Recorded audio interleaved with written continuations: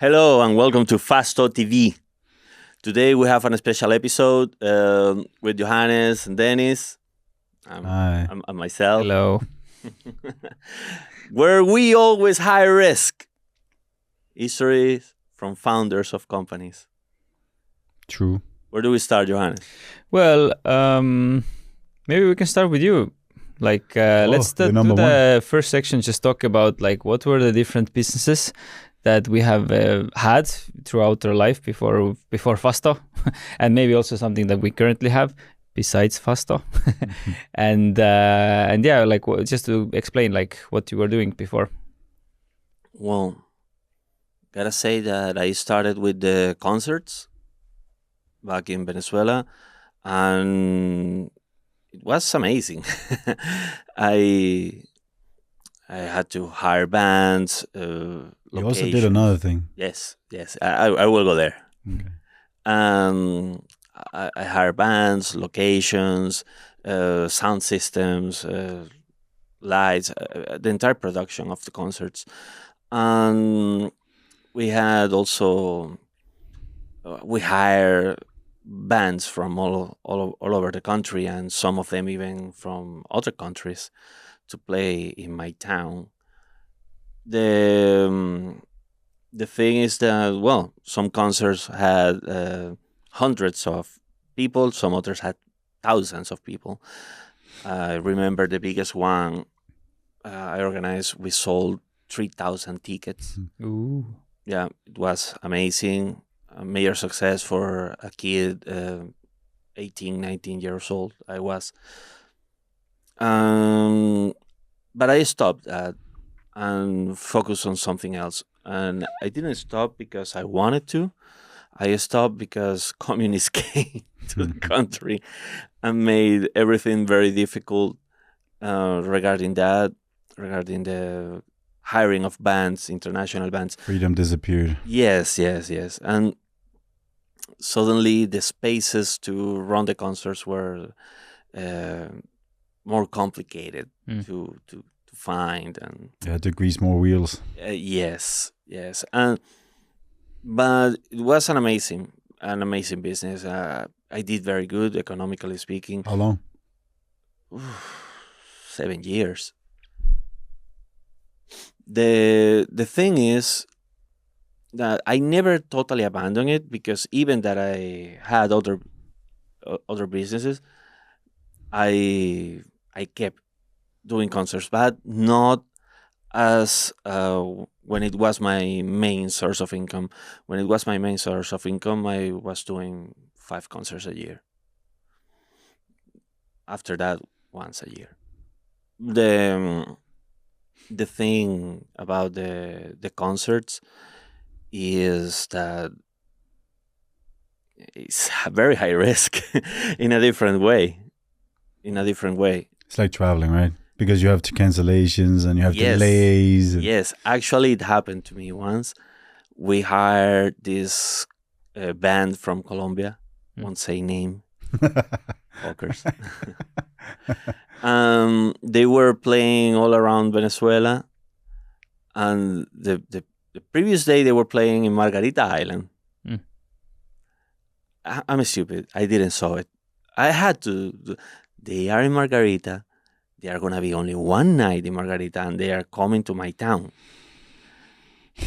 Nobody goes to Margarita and stay only one day. It's impossible. It's like heaven on earth. Yeah. So yeah, the day of the concert came and everything started wrong. I hired this place that it was like a very small pub, because it was a very underground concert, very exclusive. We sold only 200 tickets. Kind of expensive, to be fair. And at 8 a.m., the day of the concert, I went there to get the keys of the location. Nobody was there to give me the keys. And I called the owner, and there was no way. Nobody picked it up. It was already 11 a.m. And one of my friends was dating the owner's sister. So I told him, "Hey, do you have her phone number?" Of course. So we called her, and she said, "I have the keys, but I am in a different city, 150 kilometers away." Jesus. So I took my car at 11 a.m. and went to pick her up in a different city, very far away. Yeah. I came back. It was already like 2 p.m. She opened the place, and her brother was sleeping, drunk at the bar, like a walrus. Yeah, so everything started wrong. And I did concerts before in there. 3, actually. Never had any issue. That was the first issue I had with him, was that day, and we never did any Business. business again after that. So the sound system people was waiting since 9 a.m. there. Jesus. Well, they put everything, plug everything. The concert was supposed to start at 6, it started at 7. I got only 1 hour delay. Some bands started playing, and it was already 10 p.m. and the Colombian band Never showed. never showed. Oh man. I knew that according to the schedule, they were gonna play at 1. So from 10 p.m. to 1 a.m., there's time to come from Margarita to my town. They called at 12, apologizing that they couldn't. So what I did, I gave all the money back. Every single person that came and asked for a refund, I just gave them money back. Did you have any contracts also with the Yes. band? That was a major drama. Yeah. But I gave them the money back because at the end of the day, the concert was fully paid. Was fully paid in advance, because the secret of the concerts is not using your own money. You say you make a poster, and in the poster you add a space in the corners for sponsors. So you go to big companies and tell them, "Hey, I'm gonna do this." For example, in my case, it was a beer factory. I told them, "Hey, I'm gonna do this concert. You wanna be in the poster?" Yes, okay, that's 3,000 euros. And then another company, 3,000 euros, and then you sell all the beer inside.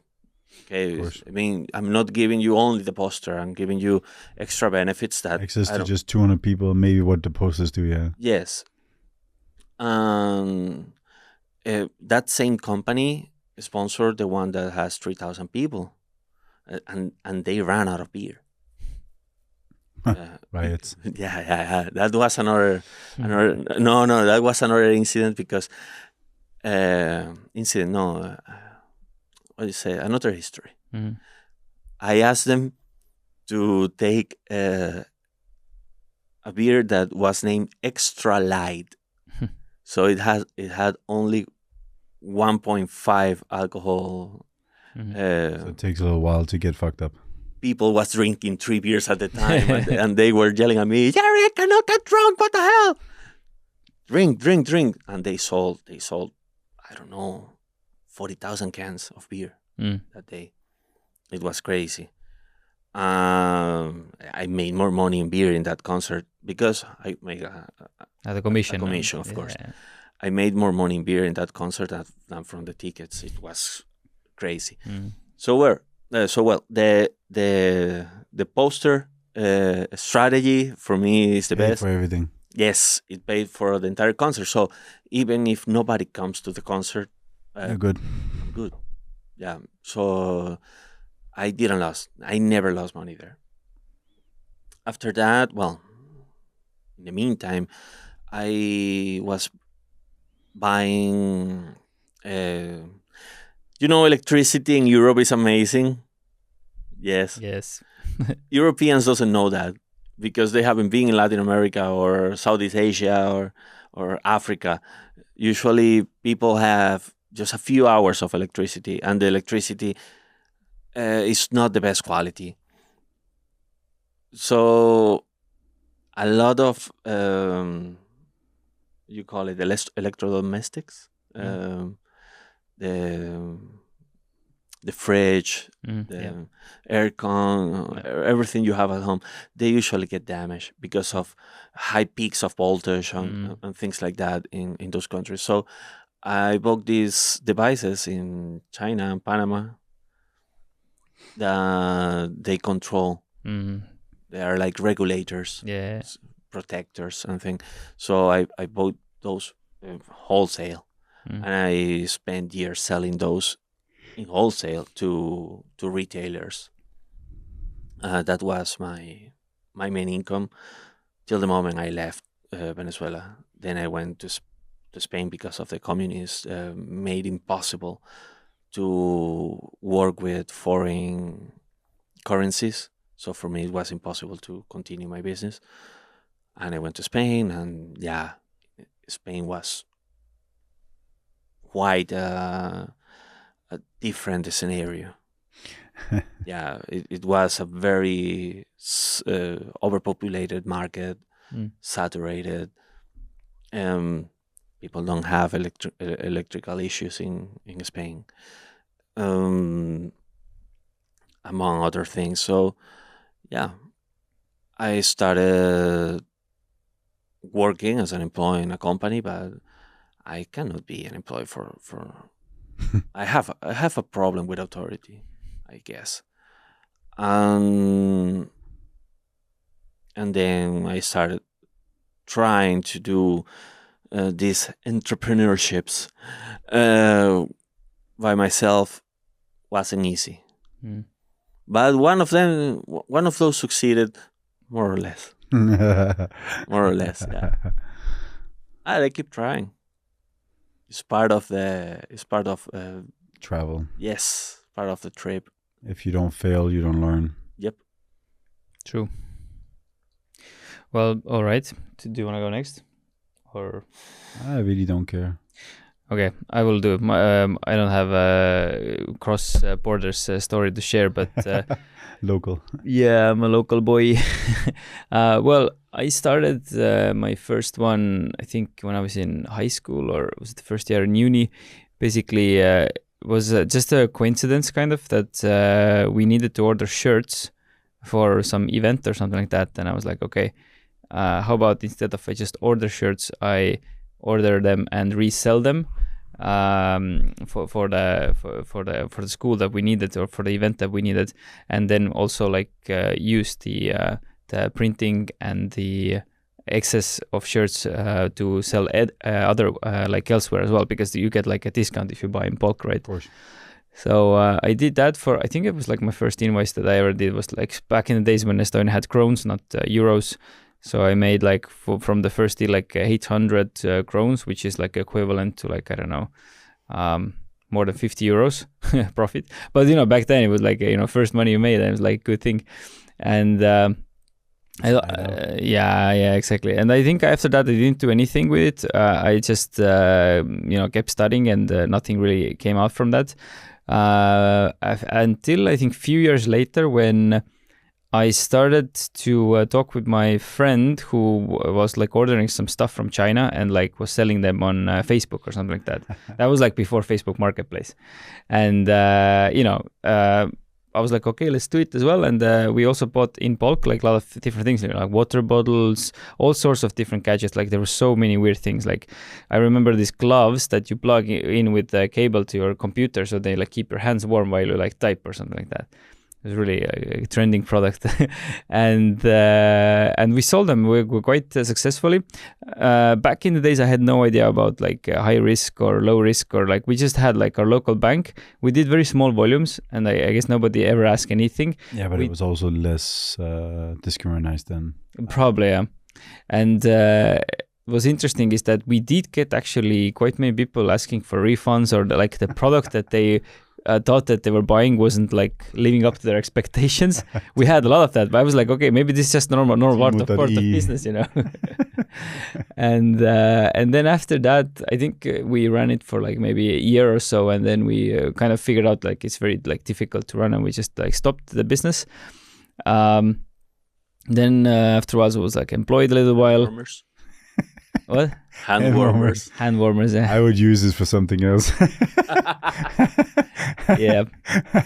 And then after a while, I started my own agency. I was like just consulting other businesses, and then I was working with a lot of different companies, and I saw a lot of different industries, a lot of different ways of doing a business. It was very interesting.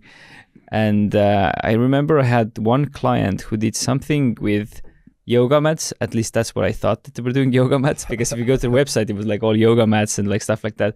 But then I was like, okay, but the website looks really bad. And they were like, spending on Meta, I think like 200 euros per day, and then like 500 euros per day. And then it was like 1,000 euros per day. I was like, oh my God, like how can they sell so many yoga mats? Like, what's the business here? And then, yes, at some point I figured out that they were using cloaking. And this was the first I had ideas of like how people are like, doing something shady on the marketing. What were you doing? I think there was like some sort of like a bill, like Nutra or something, like some illegal. But they wanted the low risk MCC. Well, I think they just wanted to advertise something which Meta wasn't allowing it to advertise at the time, which was about like some kind of like enhancement pills or whatever. Well, I don't know. Anyway, but it was good money for me because I was getting a commission from all the ad spend. So I was like, okay, whatever they're doing, until Meta found out and still banned my account, which is still to this day banned. Oh, wow. So yeah, it was an interesting thing. And you knew that? What? You knew about his ban in bed? Well, it's just my professions. Yeah. Yeah. What's the TV. We need to talk to the lawyer. No, it's all good. It's very common in like you get some flagged for something, and then you never get your account I had back. several Meta accounts. Yeah. Some of them got banned, but I didn't give it. Yeah, it's sometimes difficult to get back. And then the recent, or like at the same time when I was doing that, I have also my personal blog. I was selling all sorts of like digital courses and stuff like that. I was using PayPal at the time.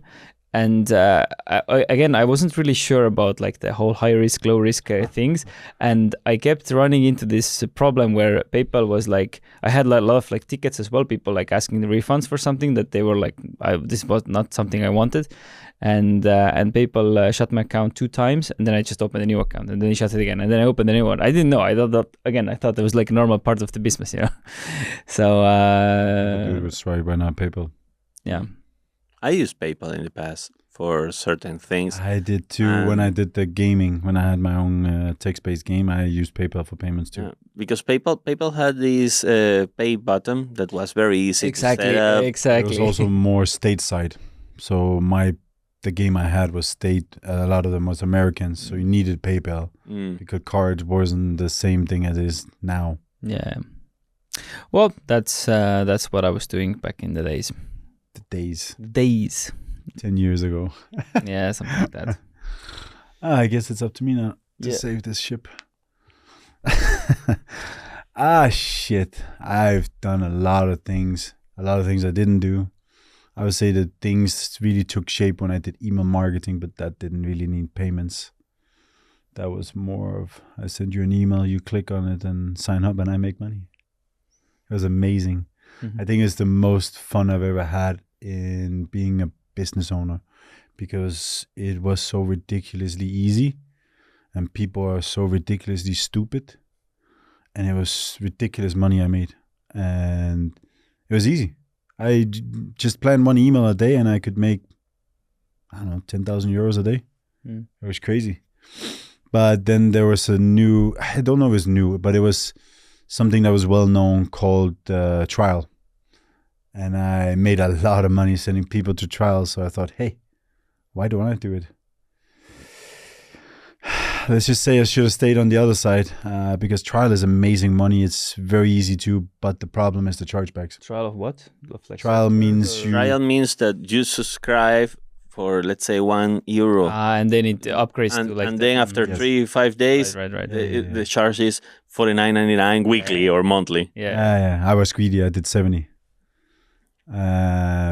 But that was very hard to maintain. You had 6 good months, but the problem also was you have to track the data that you get, which means all these affiliates will do anything to screw you over. And if you don't pay attention, you won't see their retention rate. That means I was overpaying a lot of people that gave me retention rates of 10%, which is ridiculous.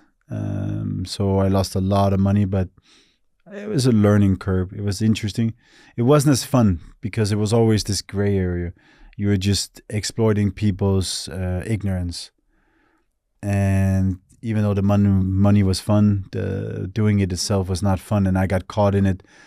And then you got not addicted, but you get into this hamster wheel where you have to make money. So you have to keep doing the same thing and the same thing. So every time, like you said, with a PayPal, I had to keep creating a new one and a new company, and I had to spend a lot of money to get it going again. And then affiliate marketing, and it just became unsustainable.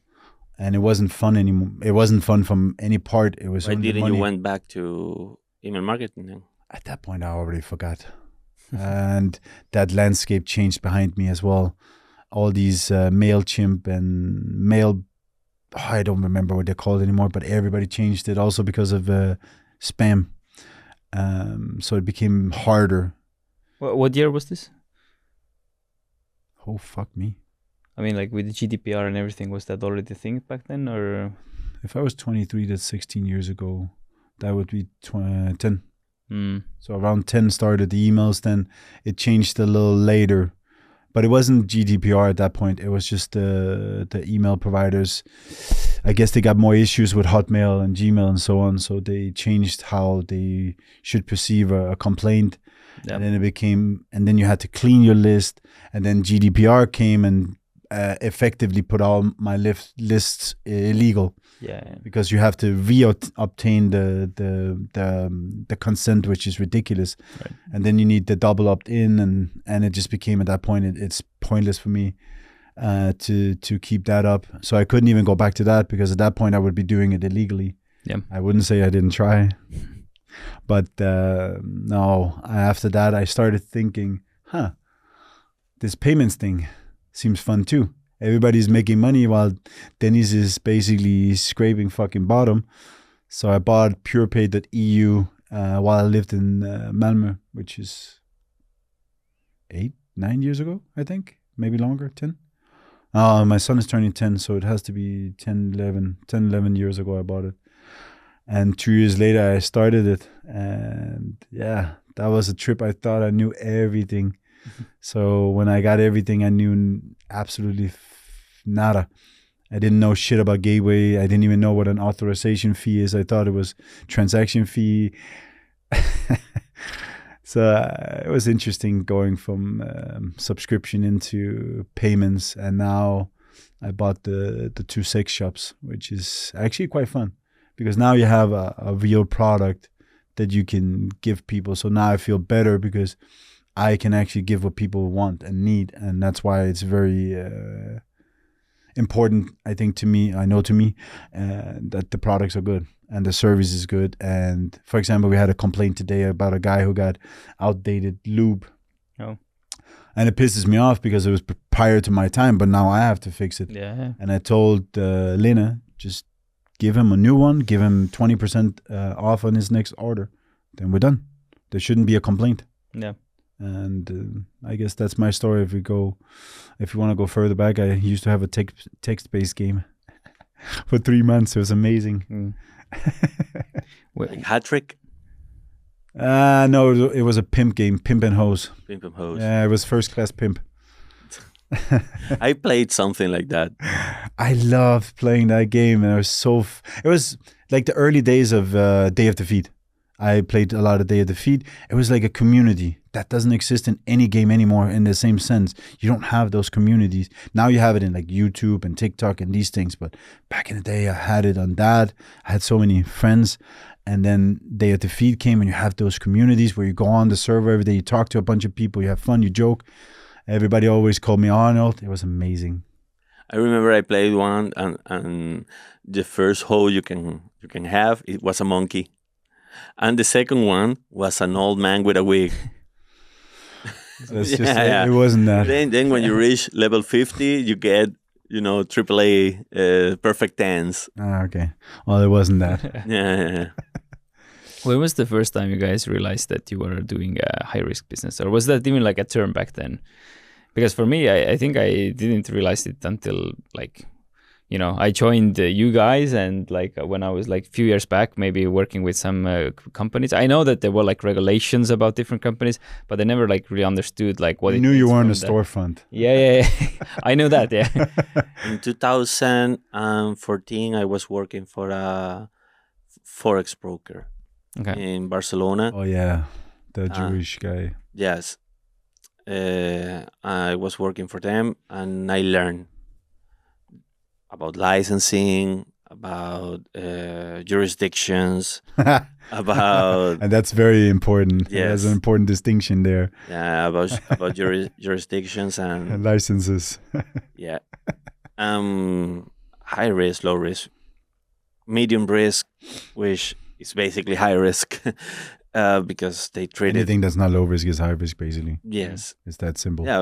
The MCC codes for high risk are defined by Visa, but everything that is not there, but it's not just a normal retail store, is on a limbo. It's on a gray area that we call the medium risk. Yeah.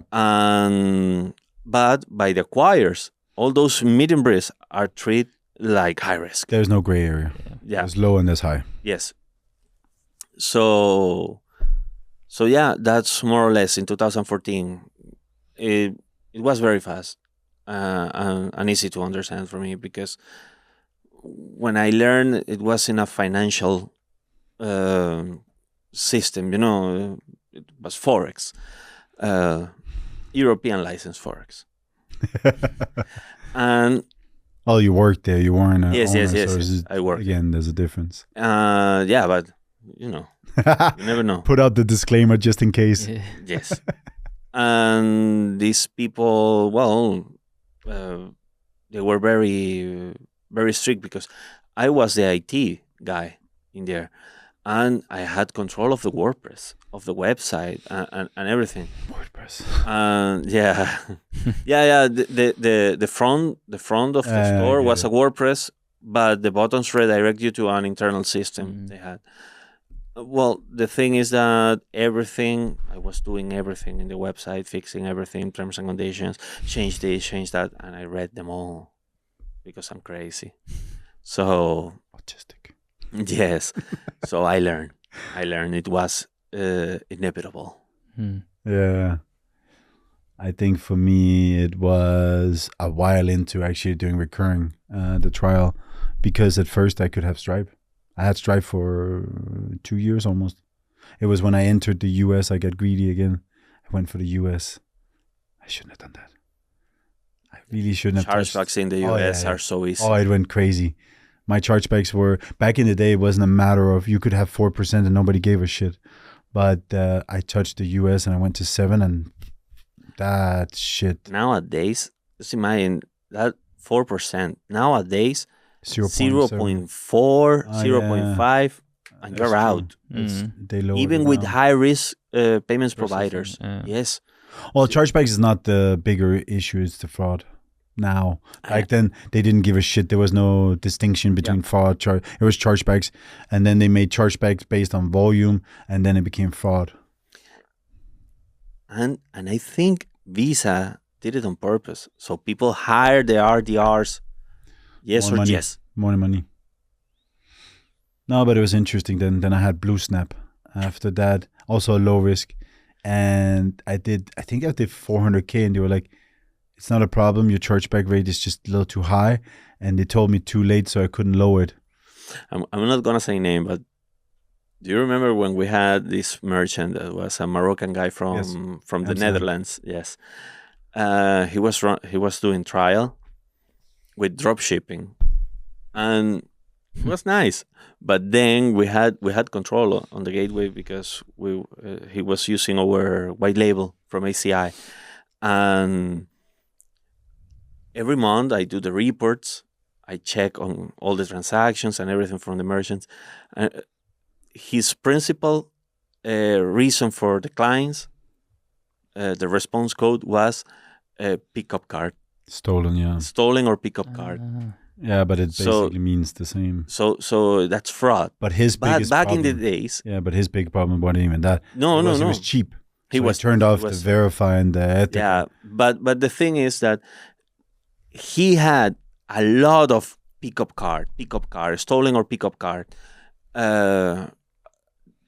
Nowadays, with BAMP, a merchant like that won't last No. not even a month. I have, And in 2-3 weeks, They are picked up. yeah, they're gone. they're gone. It's like the French guy told me with Vamp now, it's impossible for him to do it. And he was an amazing one of the really good ones. It wasn't his fault because he is not the one stealing cards somewhere and putting the numbers. He hired. He's just a victim. Yes, he was sort of. He knew, Well, but he played stupid. yeah, he let it go on. Yeah, I'm sorry, I am stupid. I don't understand anything. I'm a foreigner. That's his card. He always play. I won't blame him. I do the same sometimes. But the thing is,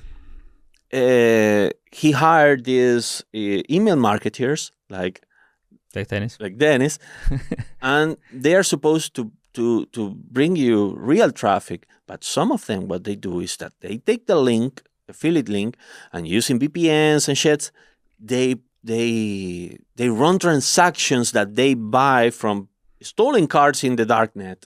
Mm-hmm. Just because they want the affiliate payout. Yes, they just want the commission. Crazy. Yeah. And let's say they have 20,000 stolen cards and only 1,000 pass. 1,000 sales Still good money. is like 100 euros commission per sale. Mm, It's a lot of money. of course. It's 100,000 euros like this. Mm. Yeah. But he did something about it, which is nice for the consumers, I guess, for the safety of the car holders. But for us, complicated everything. Yeah. Yeah. Is there any like specific numbers that you can think of top of your head? You already mentioned this chargeback percentage that now if you're on this 0.4 or 0.5 that you will consider high risk immediately. Some of them they can no. To be high risk, You're high risk by MCC. you are high risk by MCC. There are 4 or 5 MCC codes, merchant category codes, that means that you are high risk. What's the issue? What I just told them is you have low risk, which is simple retail, and you have those 4 or 5 MCCs for high risk. Everything that is in the middle that we call informally the medium risk is considered high risk for the acquired banks, no matter what. Yeah. They treat it as high risk, even that is not really high risk. It's not part of those MCCs. Yeah. It doesn't matter if it doesn't matter if you have chargebacks or not, disputes or not, fraud or not. You're high risk. That's it. Yeah. You're not retail. You're high risk.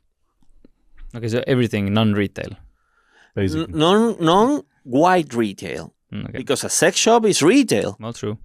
but it's considered high risk because it's adult. Yep. Right. But he was talking about numbers. Numbers, yeah, 0.4. Some banks, I know that they can reach 0.7 using witchcraft techniques. But yeah, if you go above that, you're done. You're done. And the only way to get that is to hire Evoke and Verify, the RDRs and the CDRNs. And CDRNs, for example, in MasterCard, that's a major issue that not many people talk about, because you get the TC40s, which are... Counts as a chargeback these days. Yes, the TC40 So is it's only just the a RDRs. report.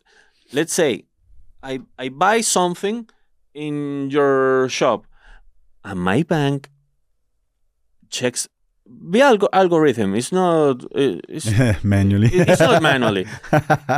The algorithm of my bank, the AI, check and see, hey, This is all. Gerry spent something in Johannes' store, but Gerry doesn't buy this usually. I'm gonna mark this as fraud, and that's it. The bank do it.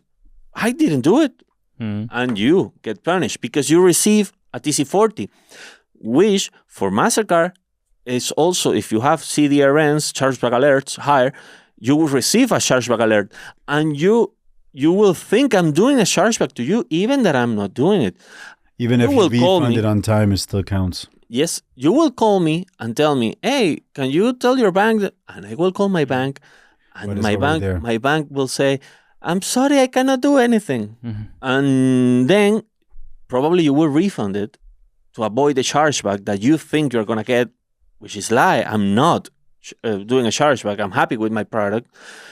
You lose your money, and you get that fraud notification there, that fraud point there. And if you get a few of those, you're done. So I think they need to improve the system. Oh, the system is broken. The system is broken. Vamp is not better. No. Vamp is shit. They really fucked the pooch on that one. I don't mind that they transferred the responsibility to the acquirer. That's fine. But they also need to differentiate between friendly fraud and fraud. So the friendly fraud counts as a less, because if you can prove that this guy got his product and he still did a chargeback and called it fraud, that shouldn't count. It should just... Yeah. Because it's bullshit. I don't think that's friendly fraud. It is. Yeah, but I consider that a scam. Yeah. That's a scam. I buy something, I get the product, and then I charge back. That's a scam. But as a product owner, it's ridiculous that you. you're getting punished for somebody just being an asshole. Yeah. But you are. And you can't do anything. And then if you do cross-border sales from the US, you have a lot of these chargebacks coming from that. Yes. Depending on your product, the bank, it might be just one bin in the US, but if it's a bigger bin for you, you're gonna get screwed. It's so crazy. It's so crazy that there are banks in Utah and Texas that the bank owners are from there. The main offices are in there, and they are so Christian, so Mormons, so religious. Love your sister, that but not if porn. you have one of the debit card or credit card from one of those banks, and you buy something on an OnlyFans or an adult website, they will mark it immediately as fraud and try the chargeback without you even noticing. Yep. Because for them, it's they want to mess with the merchant, basically. Yes. It's crazy. United States is a very complicated market. It is. It's a very complicated market. I'm not judging religions here. I mean, everybody is free. I am very religious too. But regarding those things, I think that the consumers need to have the freedom that they want to buy whatever they want, and banks don't allow it. I also think that the merchant itself should have some kind of safety net, because you can find if you want to, you can really find the shitty ones fast. But the ones that are not doing anything wrong, they're just doing cross-border sales, and they might have the products don't come on time, but they come and people sign it. That friendly fraud should again not count. So all these, it's so easy to be put out of business just because. Just because. Just imagine if we had all these issues back then when we started our first business. We would never be. Well, in my case, 90% of the tickets of the concerts, I sold them in cash. I actually go to some places, leave some tickets there, and make them the official sales point. That was also part of the poster. Hey, you want to be in the poster? Yeah, give me 3,000, and I want to name you official sales point. Yeah. And everything was in cash. So for me, it wasn't that complicated. But again, we're talking about a third world country. We're not talking about a global market. In the global markets, if the fraud, BAMP, and all these things existed, we will be all fucked. We will be a very, very poor world right now. And I think we are going there if nothing changes. For example, the TC40s. That's a major scam. I think they are scamming people with that. It's just my opinion. But why do you think this is like? Is it because of the consumers are getting more The Visa knowledgeable, or they Mastercard mostly, but yeah. Visa. Yeah, also, but They're both making Mastercard money. mostly. Well, Mastercard doesn't have RDRs. No, they have CDRNs, which are the freaking TC40s. They confuse a TC40 with a chargeback alert. Their system is fucked. So you get a TC40 and you get a chargeback alert. Oh my god, the customer is gonna charge back. No. No. Yeah. So you are giving free refunds there. Yeah, and is it something that the people, if they like, why I'm asking this from the consumer's point of view, if they get like more knowledge about it, they start using the system in their favor. Do you see that this is something that like more is trending? You might try it once and then you see, it worked. Yeah. Let me try again. Yeah, because people find the ways to, make a lot of these money OnlyFans and, They go to OnlyFans or similar sites as OnlyFans. They watch all the content they want, then they do a chargeback, and they know they got them by the balls. They even download it. Yep. They watch it, they download it, they take screen recording and shit, and then they charge back. Yep. That's crazy. Yep. And they have them by the balls because even if you win a chargeback, you don't win anything. You already lost. Because of the fees and everything and the time it takes. And that guy is going to be happy either because he doesn't pay more. You subscribe to a model, you pay $14 per 1 month. You pay the $14, you go inside in 1 day, download everything, then do a chargeback. Already there, you as the owner of OnlyFans, you're getting a $25 to $50 fine just for getting the chargeback. So you lost already. It's crazy. Yep. But this it's not even about specific like regulated niches. Like I've heard so many people to do it with like major retail stores like Amazon, for example. Yep. Amazon has to have more chargeback and fraud than allowed. I think Amazon has their own payments license. Yeah, but it doesn't matter. They still have to abide to the same laws. Yeah, because even like that, people still do it in this. Like I have so many friends who like order something and it's like 1 day late, and they just say like, oh, it's late, and they just like send another and they refund, so they get like twice the product plus the money back. It happened to me once, but only once. But I know people that used to do that as a sport. But your girlfriend, your girlfriend is also special. She buys so much and refunds it or puts it back again. No, she sent it back. Yes. Yeah, that's what I mean. But that's also a massive cost for the companies. Yes, yeah. But it's the perks of buying clothing online. No, it's the perk of being a consumer, because as a consumer, you're protected like a mother. Yes. Yeah. Yes, that's true. But if you buy pants online and it says, oh, this is XL, and oh, this shit doesn't fit. It's XL in China, not XL in Spain. So that is true. I gotta send it back. Of course. Send me the triple XL, please. Quadruple XL. Yeah. I in Chinese size, I am like 5XL. Give me 3 Chinese. Yeah. Okay, guys, let's start wrapping it up. Let's do last one round is what was the thing you wish you knew back then when you did your business? Just a little look back. Let's say more from the payment side even, not even just like generic, but just like from the payment side. For when I had the trial business, I wish I knew better how to navigate it, actually. When you think back, I paid so much money for gateway fees and auth fees and percentages that I could have negotiated. I should have known better. That way I saved money, and that money I would have made, and it would have been a massive amount of money. I won't say I know everything, but back in the days, my mindset was different. You are a payment processor, you're a bank or whatever. You need to do a KYC, a KYB on my business or on me. I send you everything. You have it. Put it in the folder and give me the freaking payment gateway so I can process my payments.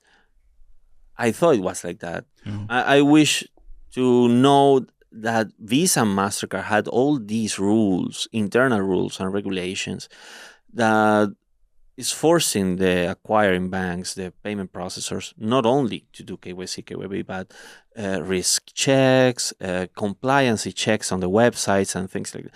Nowadays, I know it. I won't say I know it all, but if you I think know a about lot of it. if you get a bank account, they're doing the same thing. It's just normal. You should, as a consumer or as a business owner, know why they do this. It's license based. They don't tell you anything. No, I know, but I would say that you should have some kind of awareness why they're doing it. I would say some people go to a great extent to make it complicated. People still think that Visa, MasterCard are government owned. Non-profit? Yeah, government owned, and is there Visa, MasterCard are there. They are government owned, and I can use it because it's my right. No, it's a private company. Yeah. It's a payment method. Yep. It's just like, I don't know, Ideal, Klarna, whatever. It's a private payment method. Can be happy you in can use Europe. them if they want you to use them. In Europe, you can be happy it's going to be extinct soon. Or it's already not the biggest payment method we have. Card? Mm-hmm. It's local. Yeah, local payment methods, we're good with but local payment methods still have one problem. They are not international. And they're not high risk. No, They're not very high risk prone. But they are not international. Well, they are. If you look at UPI in India, A couple of them. and you look at WeChat Pay and stuff in China. It's China. You cannot pay WeChat I from know, here. but PayPal has tried to combine some of these methods within their platform to do it. But I think you're never going to have a unified platform for that. You need 7 different... It's like these Netflix and TV streaming platforms. You need to have all of them, sadly. It is what it is. There will never be one. But that's another problem, because back in the days you had Netflix only because it was the only one that was doing streaming. Now everybody... And now every single studio launched their own platform. So what's happening? That you need 10 subscriptions to have them all. Boring. And what is happening? Pirate Bay is online again. It is what it is. So the same is going to happen, or will still happen, with the payment in the payments industry. If we keep you got cash and crypto. APMs only local, and you don't have something that is global. Crypto? Yeah. Yeah, but crypto... Because cash you still need to convert somehow locally. Yes. Whereas crypto you can move freely throughout the world. Crypto used to be like very... Or gold. Very underground. But nowadays, crypto money is very transparent. Actually, even more transparent than bank accounts, because if I have a wallet address, I can see how much money they have inside. And see where it's going also. And see where it's going, yeah. But if I have your IBAN number, I cannot check how much money you have. Yeah, but there's also ATMs these days. You can track it, yes, but ultimately you can't stop it. It's impossible to stop crypto. Even if you have the awareness, you don't know everything. What will happen when the last Bitcoin is mined? They're saying the price is going to go up, because then it becomes mint. It becomes more wanted, because everybody then wants to have at least some part of it, or a whole one. For example, for me, I wanted to buy the iFrame TV just for the shits and giggles, and buy a NFT. I have it there. Yeah. Let's see.